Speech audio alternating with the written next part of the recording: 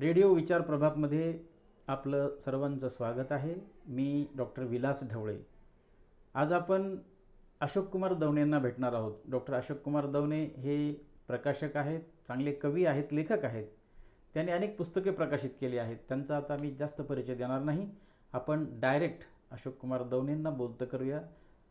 अशोक कुमार दवणेजी, आपली एक कविता आम्हाला ऐकवा सर्वांना.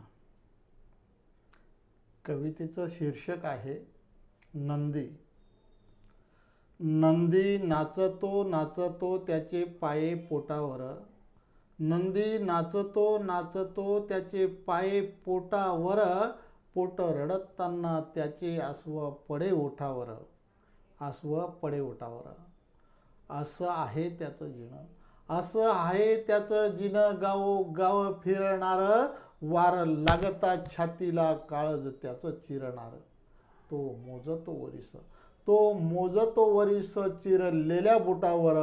नंदी नाचतो नाचतो त्याचे पाय पोटावर. पोट रडताना त्याचे आसव पडे ओठावर.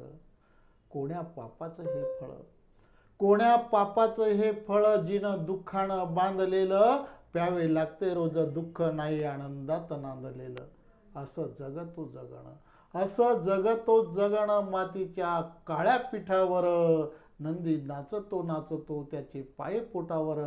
पोट रडताना त्याचे आसव पडे ओठावर. नंदी रडतो बिचारा. नंदी रडतो बिचारा धरून मालकाचा गळा. आणि आसवाच्या पाण्यावर कसा पिकणार मळा.